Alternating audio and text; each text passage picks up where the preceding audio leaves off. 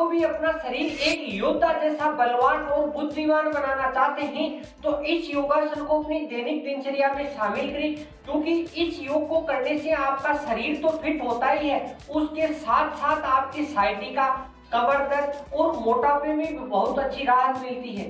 तो वीडियो आपको अच्छा लगे तो लाइक करें और नजदीकी दोस्तों को जरूर शेयर करें। तो आज के वीडियो को शुरू करते हैं।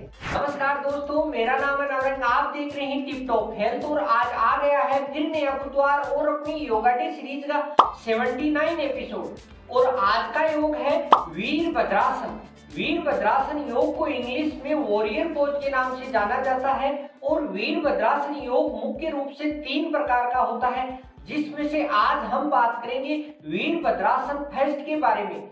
तो वीरभद्रासन योग एक योगी को आध्यात्मिक योद्धा बनाने वाला योग है और इस योग को जब अपन करते हैं तो अपने पूरे शरीर में खिंचाव महसूस होता है और अपनी कमर में और अपने घुटनों में फ्लेक्सिबिलिटी बढ़ती है। तो वीरभद्रासन योग को शुरू करते हैं। वीरभद्रासन योग का आप जब भी अभ्यास करते हैं तो पेट आपका एकदम खाली होना चाहिए और सबसे पहले आपको इस प्रकार ताड़ासन की मुद्रा में खड़े होना है और ताड़ासन की मुद्रा में खड़े होकर अपने पैरों के बीच में अपनी लंबाई के अनुसार आपको इस प्रकार स्पेस बनाना है, यानी आपकी लंबाई जितनी भी है यानी 3 से 4 फीट का आपको इस प्रकार अपने दोनों पैरों के बीच में स्पेस बनाना है और फिर आपको इस प्रकार एकदम शरीर को सीधा करना है और फिर अपने दोनों हाथों को इस प्रकार खोलें और फिर अपने जो लेफ्ट पंजा है इसको इस प्रकार अपने 90 डिग्री के ऊपर घुमाएं और जो अपना राइट पंजा है इसको इस प्रकार 45 डिग्री के एंगल पे घुमाना है। इस प्रकार घुमा के आपको इस प्रकार एकदम शरीर को सीधा करना है और दोनों हाथों को आगे की तरफ लाना है और फिर अपने दोनों हाथों को धीरे धीरे ऊपर करें और फिर आपको धीरे धीरे नीचे की तरफ जाना है। इस प्रकार आप धीरे धीरे नीचे जाते हैं तो अगर आपका पैर यहाँ से फोल्ड हो रहा है तो आप अपने पैर को थोड़ा पीछे कर सकते हैं, यानी आपकी सुविधा के अनुसार। और फिर आपको इस प्रकार की मुद्रा बना के इस प्रकार अपना, इसमें मेन बात ये है कि आपका घुटना और आपकी यह एटी यानी यह पोर्शन एकदम सीधा होना चाहिए और यहाँ से अपना जो एब्डोमिनल पार्ट है यह भी एकदम सीधा होना चाहिए, न तो आगे या न पीछे होना चाहिए इस प्रकार। और ये अपना राइट पंजा एकदम सीधा 90 डिग्री पे घुमा हुआ होना चाहिए इस प्रकार की मुद्रा बना के फिर आपको इस प्रकार की मुद्रा बनानी है और इस पोजीशन में आपको लगभग 30 से 40 सेकंड के लिए रुकना है। जितना आपसे सामर्थ्य हो सके इतनी देर रुके। आप फर्स्ट में 2 सेकंड, 3 सेकंड या 15 सेकंड भी रुक सकते हैं और फिर इस प्रकार अपने पंजे को सीधा करें और एकदम सीधी ताड़ासन की मुद्रा में आ जाए, यानी यह फर्स्ट वीरभद्रासन हो गया। तो वीरभद्रासन ये अपने राइट पंजे की तरफ से हो गया। तो अब अपने को लेफ्ट पंजे की तरफ से करना है। देखो, अब अपने को राइट पंजे को इस प्रकार घुमाना है और अपने जो लेफ्ट पंजा है उसको पीछे की तरफ लेके जाना है और 45 डिग्री के एंगल पे घुमाना है। दोनों हाथों को इस प्रकार करें और फिर इस प्रकार घुमा लें। फिर आप अपने दोनों हाथों को धीरे धीरे ऊपर करें और फिर इस प्रकार की लेके जाएं और यहाँ आपको लगभग 30 सेकंड रुकना है और 30 सेकंड होने के बाद फिर आपको इस प्रकार धीरे, यानी यह मुद्रा बहुत ही आसानी से आप इसका अभ्यास कर सकते हैं। मगर आपको फर्स्ट दिन में अगर इसमें दिक्कत आती है या आपके कमर दर्द है या साइटिका के दर्द से परेशान हैं तो आप अपने दोनों पैरों के बीच में या आपके घुटनों में भी दर्द है तो आप नीचे झुकने का प्रयास नहीं करें। इस प्रकार ही अगर आप रहते हैं तो आपको बहुत अच्छा लाभ मिलता है।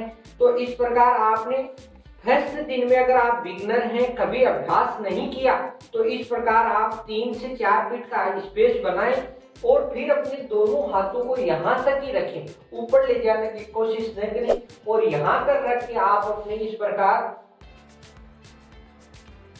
आप कम से कम 5 से 10 सेकंड तक रुकने का प्रयास करें। और फिर अगर आप इस प्रकार 10 से 15 दिन तक अभ्यास कर लेते हैं तो फिर एकदम सही पोस्चर बन जाएगा। तो अब बात करते हैं सही आप वीरभद्रासन की मुद्रा किस प्रकार लगाते हैं। तो सही मुद्रा लगाने के लिए आपको इस प्रकार एकदम 4 फीट का या 3 फीट का स्पेस बनाएं जो आपकी लंबाई के अनुसार होगा, और फिर अपने शरीर को इस प्रकार जो अपना राइट पंजा है इसको 45 डिग्री पे और लेफ्ट पंजे को 90 डिग्री पे इस प्रकार घुमाना है। एकदम सही आप इसको सीख लेंगे तो आपके किसी भी प्रकार की दिक्कत नहीं होगी। और फिर अपने दोनों हाथों को आगे की तरफ लेके जाएं, ऊपर की तरफ लेके जाएं। अब सांस को अंदर बढ़ना है, देखो, और फिर शरीर को नीचे की तरफ लेके जाना है। यानी आपका घुटना एकदम सीधा हो गया तो यहीं रुक जाएं और सांस को रोके रखें आप 30 सेकंड तक। 30 सेकंड होने के बाद फिर अपने शरीर को सीधा करें, सांस को छोड़ दें और फिर इस प्रकार सामने की तरफ दोनों पैरों को लाएं और एकदम सही ताड़ासन की मुद्रा में बनाएं। यानी योग बहुत ईजी है, मगर आप इसका अभ्यास करके आप अपने शरीर में अद्भुत लाभ उठा सकते हैं। भद्रासन योग के अगर लाभ की बात करें तो इस योग को करने से अपने पेट में, अपनी छाती में, अपने फेफड़ों में, अपने कमर में और घुटनों में खिंचाव महसूस होता है और फ्लेक्सिबिलिटी बढ़ती है। दूसरे लाभ की अगर बात करें तो इससे अपने कंधों में और अपनी बाजुओं की मसल्स मजबूत होती हैं। तीसरे लाभ की अगर बात करें इससे अपने घुटनों में और कमर के जॉइंटों में मजबूती आती है और उनमें फ्लेक्सिबिलिटी बढ़ती है। फोर्थ लाभ की अगर बात करें, अगर किसी के साइटी का दर्द है या कमर में किसी भी प्रकार की नस दबी हुई है और उसका पेन है, तो उनको अगर इस योगासन को धीरे धीरे अपने रूटीन में शामिल करते हैं तो बहुत ही अच्छी राहत मिलती है। यानी योग बहुत छोटा है, मगर आप घर पे अभ्यास करके अपने शरीर में बहुत ही लाभ उठा सकते हैं। वीरभद्रासन योग की सावधानियों की अगर बात करें, अगर किसी के हाई बीपी या हार्ट की समस्या है तो उनको इस योगासन का अभ्यास नहीं करना है। और इस योगासन का आप जब भी अभ्यास करते हैं धीरे धीरे अपने रूटीन में शामिल करें। फर्स्ट दिन में ही फर्स्ट मुद्रा का अभ्यास न करें, यानी आप धीरे धीरे अभ्यास करते हैं तो आपको लाभ भी अच्छे मिलेंगे और पूरे फायदे मिलेंगे। तो आज का वीरभद्रासन योग आपको कैसा लगा? वीडियो अच्छा लगा तो लाइक करें, और किसी भी प्रकार की समस्या है या आपको कुछ सुझाव पूछना है तो आप कमेंट करके पूछ सकते हैं। तो फिर मिलते हैं नेक्स्ट बुधवार। हंसते रहिए, मुस्कुराते रहिए और टिप टॉप हेल्थ से जुड़े रहिए। जय हिंद, वंदे मातरम। इस प्रकार के योग और हेल्थी टिप्स के लिए टिप टॉप हेल्थ को सब्सक्राइब करें।